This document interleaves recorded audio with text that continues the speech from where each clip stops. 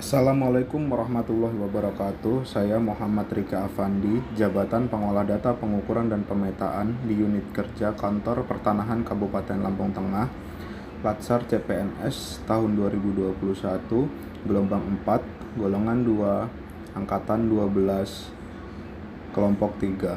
Di sini saya akan menyajikan video tentang rangkuman substansi materi aneka, yaitu akuntabilitas, nasionalisme, etika publik, komitmen mutu, dan anti korupsi.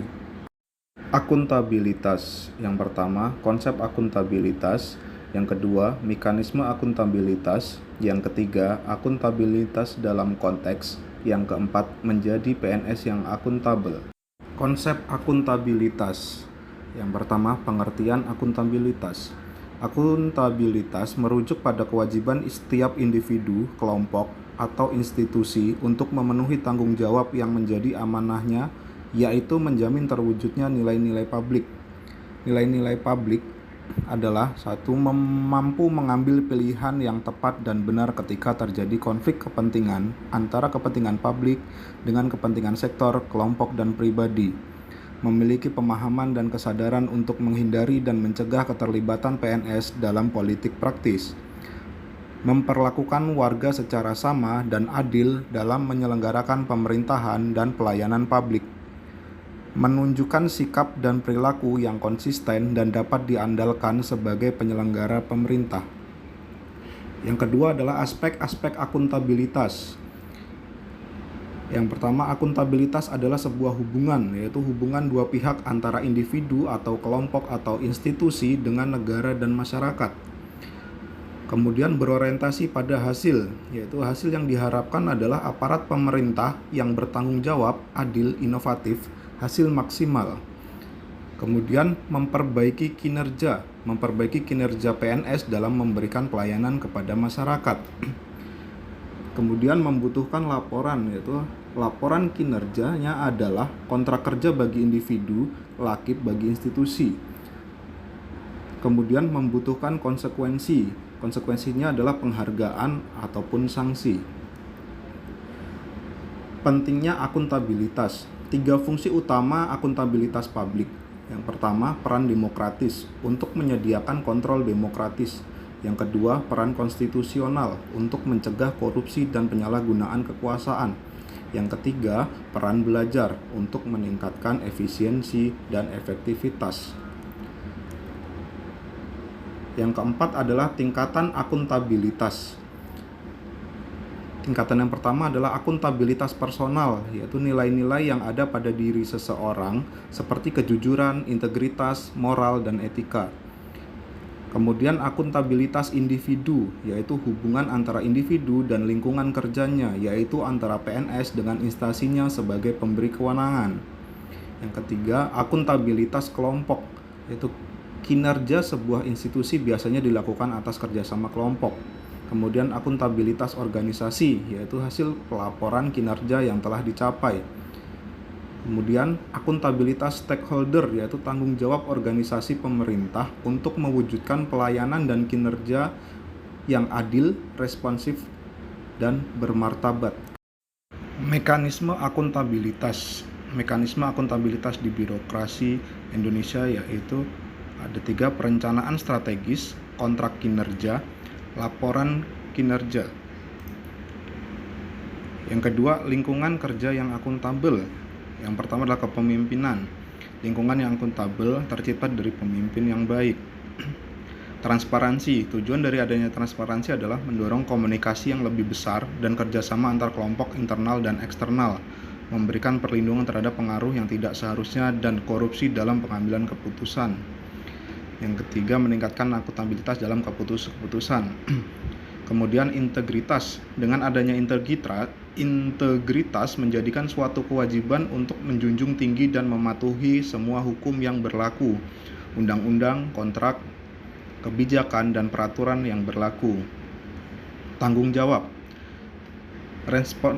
Responsibilitas institusi dan responsibilitas perseorangan memberikan kewajiban bagi setiap individu dan lembaga bahwa ada suatu konsekuensi dari setiap tindakan yang telah dilakukan. Yang kelima, keadilan. Keadilan adalah landasan utama dari akuntabilitas. Keadilan harus dipelihara dan dipromosikan oleh pimpinan pada lingkungan organisasinya. Yang keenam, kepercayaan. Rasa keadilan akan membawa pada sebuah kepercayaan. Kepercayaan ini yang akan melahirkan akuntabilitas. Yang ketujuh adalah keseimbangan. Untuk mencapai akuntabilitas dalam lingkungan kerja, maka diperlukan adanya keseimbangan antara akuntabilitas dan kewenangan, serta harapan dan kapasitas. Yang kedelapan, kejelasan. Kejelasan juga merupakan salah satu elemen untuk menciptakan dan mempertahankan akuntabilitas. Yang kesembilan adalah konsistensi. Konsistensi menjamin stabilitas. Penerapan yang tidak konsisten dari sebuah kebijakan, prosedur, sumber daya akan memiliki konsekuensi terhadap tercapainya lingkungan kerja yang tidak akuntabel akibat melemahnya komitmen dan kredibilitas anggota organisasi.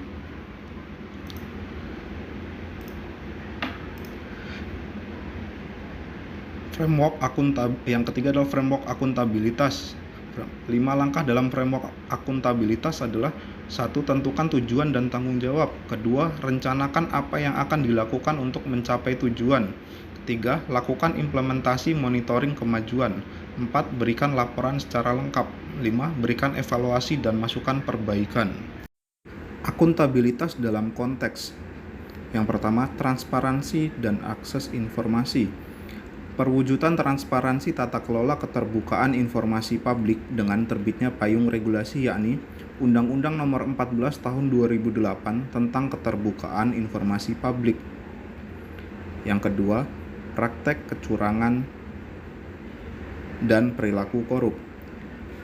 Penyalahgunaan kewenangan akan berdampak pada praktek kecurangan yang diartikan sebagai sekumpulan tindakan yang tidak diizinkan dan melanggar hukum yang ditandai dengan adanya unsur-unsur kecurangan yang disengaja. Kemudian, penggunaan sumber daya milik negara.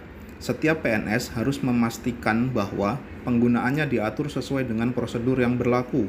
Penggunaannya dilakukan secara bertanggung jawab dan efisien. Pemeliharaan fasilitas secara benar dan bertanggung jawab. Yang keempat, penyimpanan dan penggunaan data dan informasi pemerintah. Bagaimana pemerintah atau aparatur dapat menjelaskan semua aktivitasnya dengan memberikan data dan informasi yang akurat terhadap apa yang telah mereka laksanakan, sedang laksanakan, dan akan dilaksanakan. Kemudian yang kelima, konflik kepentingan. Konflik kepentingan adalah situasi yang timbul di mana tugas publik Anda dan kepentingan pribadi bertentangan. Menjadi PNS yang akuntabel. Yang pertama, PNS akuntabel. PNS yang akuntabel adalah PNS yang mampu mengambil pilihan yang tepat ketika terjadi konflik kepentingan, tidak terlibat dalam politik praktis, melayani warga secara adil dan konsisten dalam menjalankan tugas dan fungsinya. Yang kedua, perilaku berkaitan dengan transparansi dan akses informasi. PNS tidak menyalahgunakan informasi resmi untuk keuntungan pribadi atau komersial untuk diri mereka sendiri atau yang lain. Menghindari perilaku curang dan koruptif. PNS tidak terlibat dalam penipuan atau korupsi. Perilaku terhadap penggunaan sumber daya milik negara. PNS menggunakan kekayaan dan barang milik negara secara bertanggung jawab, efektif, dan efisien. 4. Perilaku berkaitan dengan penggunaan data informasi pemerintah. PNS tidak menyalahgunakan informasi intern negara, tugas, status, kekuasaan, dan jabatannya untuk mendapat atau mencari keuntungan atau memanfaatkan bagi diri sendiri atau orang lain. Perilaku berkaitan dengan konflik kepentingan. PNS dapat menjaga agar tidak terjadi konflik kepentingan dalam melaksanakan tugasnya. Mengambil keputusan yang akuntabel. Mampu mengutamakan kepentingan umum. Melakukan pekerjaan secara penuh, efektif, dan efisien. Materi selanjutnya adalah nasionalisme. Yang pertama, nilai-nilai nasionalisme Pancasila. Yang kedua, fungsi ASN. Nilai-nilai nasionalisme. Wujud nyata dalam perilaku sehari-hari. Pada sila pertama, menjadi pribadi yang religius. Kemudian hormat pada aturan dan hukum masyarakat. Pada sila kedua, toleran, tidak zalim, sopan santun, saling tolong-menolong. Pada sila ketiga, yaitu rukun dan damai, menjaga keutuhan bangsa, menjunjung tinggi kehormatan bangsa dan negara. Pada sila keempat, yaitu mau mendengar pendapat orang lain, siap menang, tetapi juga siap kalah. Sportif, selalu sesuai aturan main, dan mematuhi undang-undang yang berlaku, serta bertanggung jawab, tolong-menolong, tidak anarkis. Pada sila kelima, yaitu tidak serakah, tepat waktu, mau bekerja keras, saling membantu, suka menabung, dan investasi. Fungsi ASN. Yang pertama adalah ASN sebagai pelaksana kebijakan publik, yang kedua ASN sebagai pelayan publik, dan yang ketiga adalah ASN sebagai perekat dan pemersatu bangsa. Materi selanjutnya adalah etika publik. Etika publik dibagi menjadi kode etik dan perilaku pejabat publik, kemudian bentuk kode etik dan implikasinya. Yang pertama, kode etik dan perilaku pejabat publik, yaitu konsep etika dan kode etik. Etika publik adalah refleksi tentang standar, norma yang menentukan baik, buruk, benar, salah, perilaku, tindakan, dan keputusan untuk mengarahkan kebijakan publik dalam rangka menjalankan tanggung jawab pelayanan publik. Kode etik adalah aturan-aturan yang mengatur tingkah laku dalam suatu kelompok khusus. Sudut pandangnya hanya ditujukan pada hal-hal prinsip dalam bentuk ketentuan-ketentuan tertulis. Yang kedua, definisi dan lingkup etika publik. Etika publik merupakan refleksi tentang standar atau norma yang menentukan baik atau buruk, benar atau salah, perilaku, tindakan, dan keputusan untuk mengarahkan kebijakan publik dalam rangka menjalankan tanggung jawab pelayanan publik.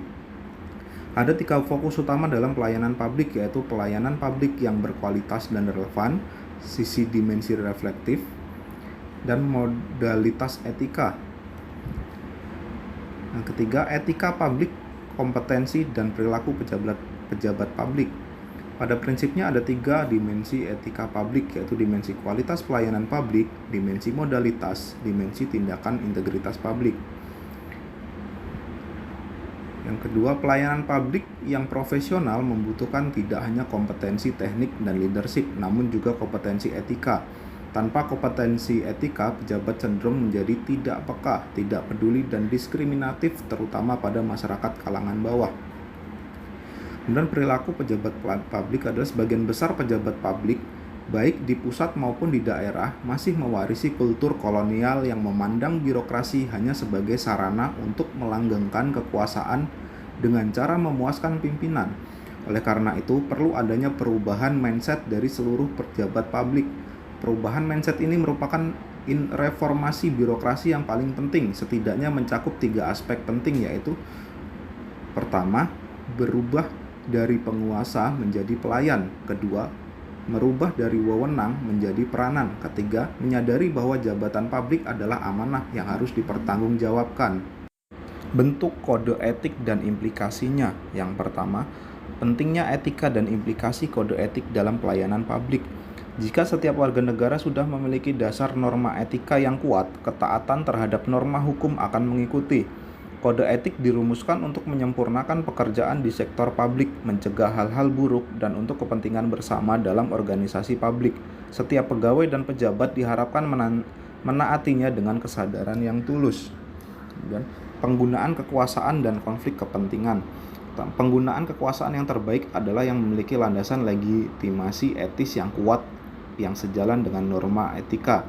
Di samping penggunaan kekuasaan yang harus sejalan dengan norma etika, kaidah pokok lain yang sering kali disebutkan dalam pedoman kode etik universal adalah kesadaran bagi setiap pegawai pemerintah untuk menghindari adanya konflik kepentingan dan pelaksanaan tugasnya. Yang ketiga adalah sumber-sumber kode etik bagi ASN. Yang pertama, Peraturan Pemerintah Nomor 11 Tahun 1959 tentang Sumpah Jabatan Pegawai Negeri Sipil dan Anggota Angkatan Perang. Yang kedua, Peraturan Pemerintah Nomor 21 Tahun 1975 tentang Sumpah atau Janji Pegawai Negeri Sipil. Yang ketiga, Peraturan Pemerintah Nomor 30 Tahun 1980 tentang Peraturan Disiplin Pegawai Negeri Sipil. Yang keempat, Peraturan Pemerintah Nomor 42 Tahun 2004 tentang Pembinaan Jiwa, Korps, dan Kode Etik Pegawai Negeri Sipil. Yang kelima adalah Peraturan Pemerintah Nomor 53 Tahun 2010 tentang disiplin PNS. Yang keenam adalah Undang-Undang Nomor 5 Tahun 2014 tentang aparatur sipil negara. Materi yang selanjutnya adalah komitmen mutu. Ini kita bagi menjadi memahami konsep komitmen mutu dan mengaktualisasikan komitmen mutu. Memahami konsep komitmen mutu. Yang pertama adalah konsep efektivitas, efisiensi, inovasi, dan mutu. Efektivitas menunjukkan tingkat ketercapaian target yang telah direncanakan, baik menyangkut jumlah maupun mutu hasil kerja.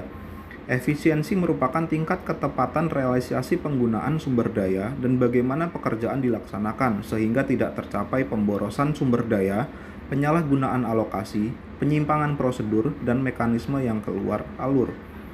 Inovasi muncul karena adanya dorongan kebutuhan organisasi atau perusahaan untuk beradaptasi dengan tuntutan perubahan yang terjadi di sekitarnya. Mutu merupakan salah satu standar yang menjadi dasar untuk mengukur capaian hasil kerja. Yang kedua adalah nilai-nilai dasar orientasi mutu. Mencakup hal-hal sebagai berikut: mengedepankan komitmen terhadap kepuasan klien, memberikan layanan yang menyentuh hati untuk menjaga dan memelihara agar klien tetap setia, menghasilkan produk atau jasa yang berkualitas tinggi, tanpa cacat, tanpa kesalahan, dan tidak ada pemborosan, beradaptasi dengan perubahan yang terjadi, baik berkaitan dengan pergeseran tuntutan kebutuhan klien maupun perkembangan teknologi, menggunakan pendekatan ilmiah dan inovatif dalam pemecahan masalah dan pengambilan keputusan, melakukan upaya perbaikan secara berkelanjutan melalui berbagai cara, antara lain pendidikan, pelatihan, pengembangan ide kreatif, kolaborasi, dan benchmark. Yang ketiga adalah pendekatan inovatif dalam penyelenggaraan pemerintah. Implementasi pendekatan inovatif dalam penyelenggaraan layanan pemerintah merupakan sebuah keniscayaan, khususnya dalam rangka meningkatkan kepuasan publik atas layanan aparatur. Oleh karena itu, setiap institusi pemerintah mesti mempersiapkan diri untuk melakukan perubahan internal untuk menghadapi perubahan eksternal. Mengaktualisasikan komitmen mutu. Yang pertama, membangun komitmen mutu dalam penyelenggaraan pemerintah. Pelayanan publik yang bermutu merupakan wujud akuntabilitas dari pemerintah selaku penyedia layanan publik. Pelayanan publik yang bermutu akan menciptakan kepercayaan publik kepada pemerintah.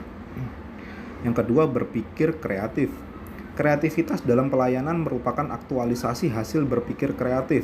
Semangat untuk memberikan layanan yang kreatif akan menjadi salah satu pendorong timbulnya kepuasan bagi masyarakat yang dilayani.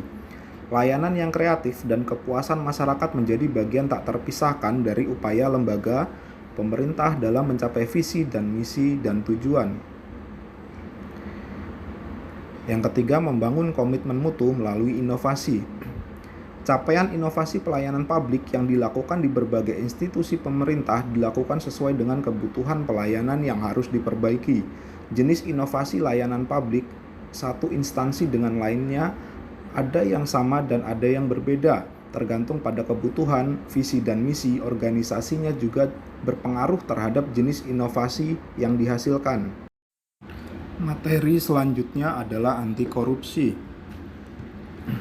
Berdasarkan Undang-Undang Nomor 31 Tahun 1999, setiap orang yang secara melawan hukum melakukan perbuatan memperkaya diri sendiri atau orang lain atau suatu korporasi yang dapat merugikan keuangan negara atau perekonomian negara itu disebut korupsi. Yang menjadi tindak pidana korupsi ialah memberi atau menerima hadiah atau janji, penggelapan dalam jabatan, pemerasan dalam jabatan, dan menerima gratifikasi. Sadar anti korupsi. Dampak korupsi tidak hanya sekedar menimbulkan kerugian keuangan negara, namun dapat menimbulkan kerusakan kehidupan yang tidak hanya bersifat jangka pendek, tetapi dapat pula bersifat jangka panjang. Kesadaran diri anti korupsi yang dibangun melalui pendekatan spiritual dengan selalu ingat akan tujuan keberadaannya sebagai manusia di muka bumi dan selalu ingat bahwa seluruh ruang dan waktu kehidupannya harus dipertanggungjawabkan, dapat menjadi benteng kuat untuk anti korupsi. Tanggung jawab spiritual yang baik pasti akan menghasilkan niat yang baik dan mendorong untuk memiliki visi dan misi yang baik. hingga selalu memiliki semangat untuk melakukan proses atau usaha terbaik dan mendapatkan hasil terbaik agar memiliki kesadaran diri anti korupsi. Demikianlah video tentang rangkuman substansi materi aneka. Saya ucapkan terima kasih dan wassalamualaikum warahmatullahi wabarakatuh.